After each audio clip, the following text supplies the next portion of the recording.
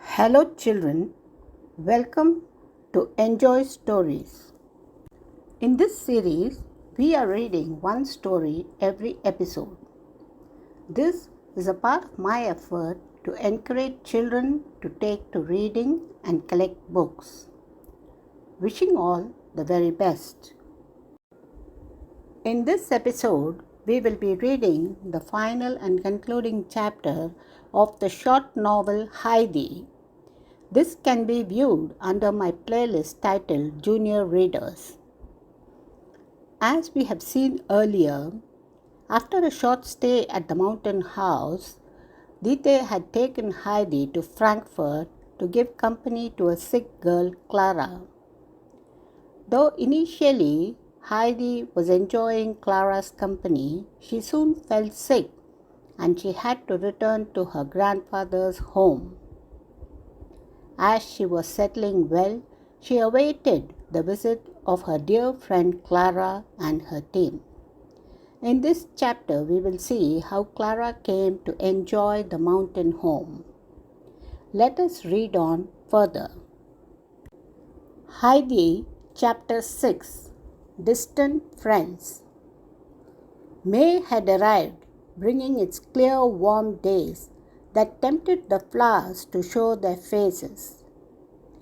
Heidi was back in her mountain home, singing happily and watching the insects as they hummed along with her. Grandfather was extremely busy in his shed. He was making new chairs, for they were expecting important guests.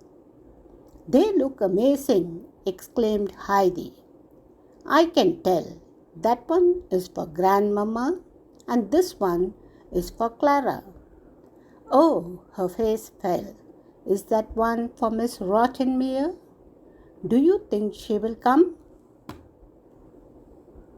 Peter called at that very moment, dropping the goats on his way home. He looked at the chairs and scowled. "Oh, Peter," coaxed Heidi, "don't worry, they are lovely people. They will love you as much as I do." She did not tell him about Miss Rottenmeier, for she was secretly hoping that a mountain trip might be too much for the housekeeper. But Peter and his grandmother had secret thoughts of their own. Both were just a bit afraid that the visitors might want to take Heidi back to the city with them when they left. The family from Frankfurt made a strange procession when they arrived. First came two men carrying Clara on a chair. Then another man pushed her empty wheelchair. Grandmama rode behind them on a horse. Heidi nervously looked to see if Miss Rottenmeier was there, but could not see her.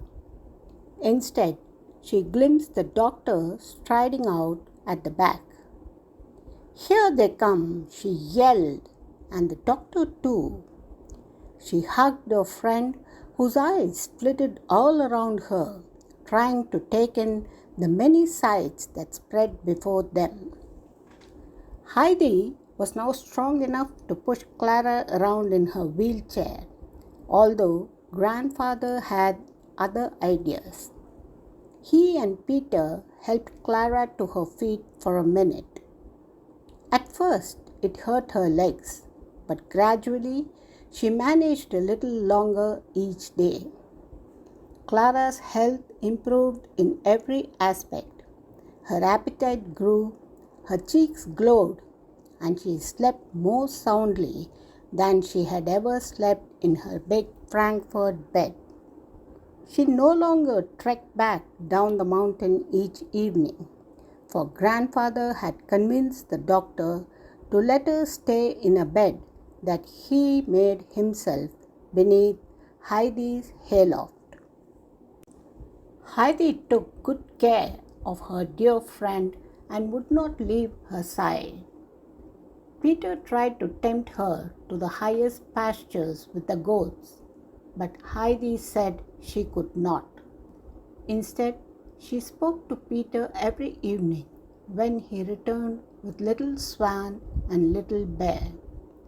She and Clara asked him about his days, but he barely replied. He mostly muttered good evening and continued quickly on his way.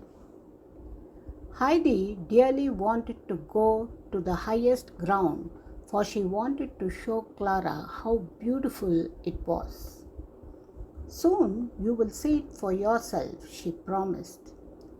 Clara's legs grew stronger day by day, and the girls persuaded grandfather that she was well enough to leave the hut.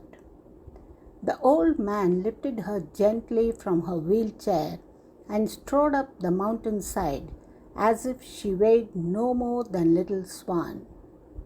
She beamed the whole way until grandfather set her down on a ledge with a view all around. Peter was much less happy. He wished that Clara had never come to stay. As he strode past the hut, he noticed the wheelchair outside. Before he even knew what he was doing, he gave it a hard shove and sent it rocketing down the slope. The party returned to the hut to find the chair gone and the shed door blowing in the wind.